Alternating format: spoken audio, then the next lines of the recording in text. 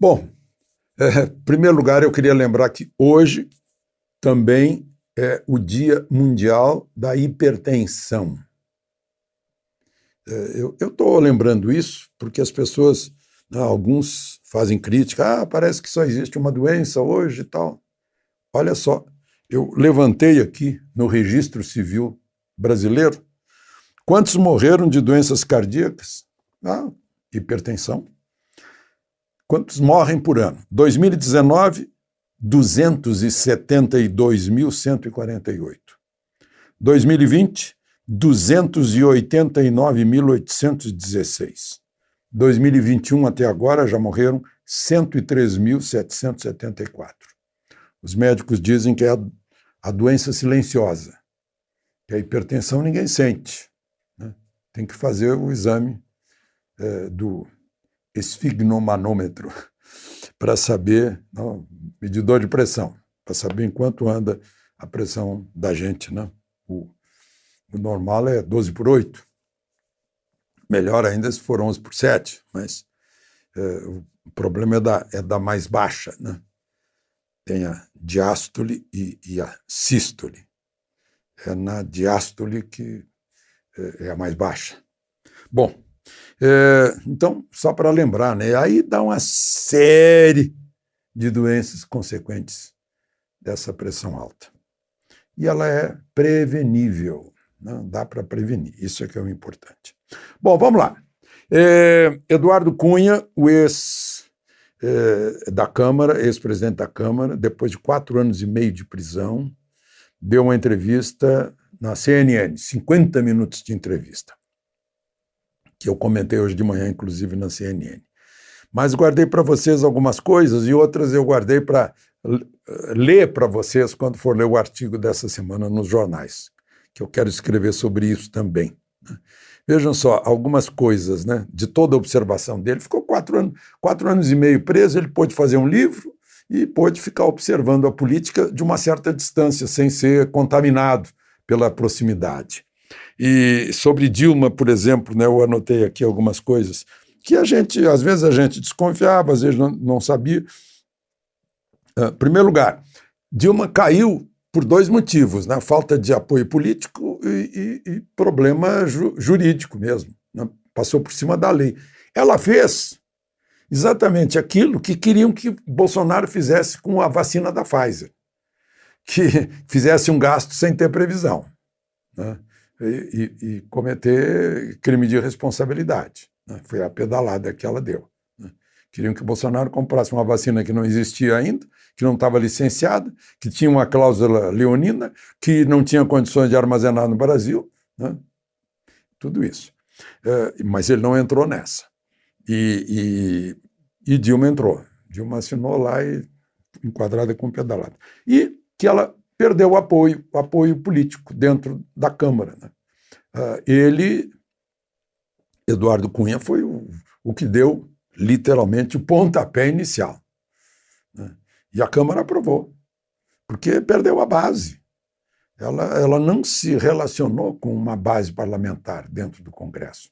Pelo mesmo motivo, Jânio Quadros me contou que caiu por causa disso, que deu as costas para o Congresso, né? Aí ele fez uma frase, né, que perdeu a base porque estava ruindo a economia, o desemprego em 12 milhões de desempregados. Aí ele fez a frase: Dilma por si só foi uma pandemia, né? E foi mesmo, os resultados a gente viu isso. E ele lembrou uma coisa que eu fiquei encucado, né? O repórter, o Caio Junqueira, perguntou: mas a queda de Dilma foi golpe? Eu disse: não, golpe foi o que a Dilma deu em Lula, porque era para ser Lula ser candidato e a Dilma ficou candidata à reeleição, né? Praticamente empatou com Aécio, né? Depois o PSDB foi fazer auditagem, pediu auditagem, concluiu que era inauditável, né? Não era possível com essa urna eletrônica auditar. Aí eu vi uma tuitada de Roberto Requião, do MDB, que foi o autor da primeira lei exigindo o comprovante do voto, ele dizendo 100% eletrônico é fraude. O Roberto Requião, naquela linguagem dura dele. Mas voltemos ao Eduardo Cunha, né? Aí fala sobre a Lava Jato. Ele disse: a Lava Jato não foi só contra o PT, a Lava Jato foi contra a política, né? Achava que toda a política era criminosa e foi contra a política. Ele está, claro, está magoado com a Lava Jato, está magoado com Moro. Ele disse que Moro fez de um circo, né? Que ele era, inclusive, exposto à visitação pública lá no presídio em Curitiba. Depois disse que que inclusive a prisão do Lula, que seria injusta, e ele disse que o que resta, e aí ele confessa, né, que ele tinha uma aplicação no exterior, um trust, como ele falou, e que ele não declarou. Então, muita semelhança com Collor, que foi derrubado por falta de apoio político, mas os crimes de que ele era acusado foi para o Supremo o absolveu. Só restou imposto de renda, que não declarou aquela Operação Uruguai, né? De 5 milhões, se não me engano, que provavelmente era para campanha política. Bom, interessante, ele falou perguntaram sobre Maia e sobre Lira. Ele fez uma frase também, está com a língua bem afiada, que Lira é muito melhor que Maia. Maia quer ser maior do que é, né? E que Bolsonaro se livrou da tutela de Maia. Maia queria continuar para tutelar Bolsonaro. E que agora Lira é um democrata que respeita as decisões dos líderes, respeita os líderes. E por fim, disse que o palanque, que a CPI é um palanque eleitoral, né? Todo mundo sabe, e que nesse palanque o Renan Calheiros é um ativista que quer melhorar a sua imagem. Bom, eu deixei... Depois eu conto para vocês no fim da semana sobre a eleição do ano que vem, que ele tem ótimas teorias aí. Bom, outra coisa, hoje foi um depoimento de Sérgio Moro, naquela operação spoofing da Polícia Federal. Depois ele e a Manuela Dávila, né, perante um juiz federal. E é sobre aquela pirataria, aquela invasão de telefones celulares, aquele crime de invasão de telefones celulares. E ele disse que essa invasão foi feita para livrar os corruptos e corruptores, né, e para que as investigações de corrupção parassem. Foi o que disse Sérgio Moro. Agora, umas boas notícias, deixei para o fim rapidamente. Vejam só, o primeiro quadrimestre deste ano, os primeiros 4 meses, de janeiro a abril, a produção de aço cresceu 21,4%. A produção de aço é um indício da atividade industrial, um indício básico, né? São informações do Instituto Aço Brasil. As vendas internas cresceram 40%. E o consumo interno cresceu quase 44%, razão pela qual eu já tinha ouvido reclamação da indústria da construção que estava faltando ferro, né, para a construção.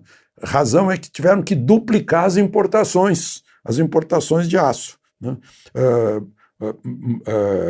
Foi praticamente o dobro do mesmo período do ano passado. Tiveram que importar em 4 meses 1.400.000 toneladas. Outra coisa, no primeiro trimestre, Fundação Getúlio Vargas, a atividade econômica cresceu 1,7%.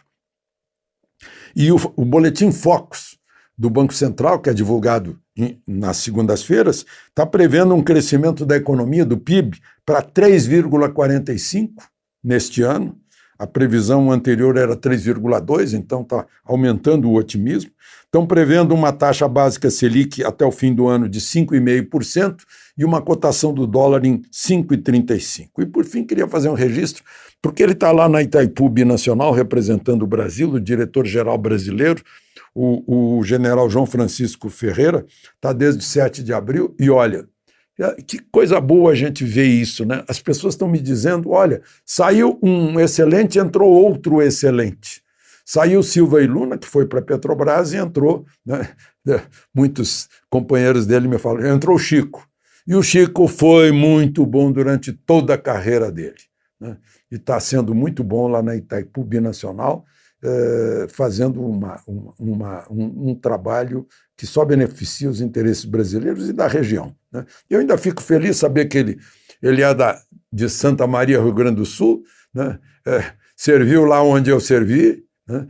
Esteve na brigada de infantaria, que é lá onde era o meu quartel, depois foi servir em Santa Cruz, onde continua lá o Regimento Gomes Carneiro, então tivemos muita coisa de comum. E um detalhe, né? Ele passou 2 anos em missão no Paraguai, então parece que é o homem certo, né? No lugar certo, um digno herdeiro do substituto de Silva e Luna, e honrando lá o Costa Cavalcante, o Ney Braga, que também já estiveram na presidência representando o Brasil lá da Itaipu Binacional. De Brasília, Alexandre Garcia.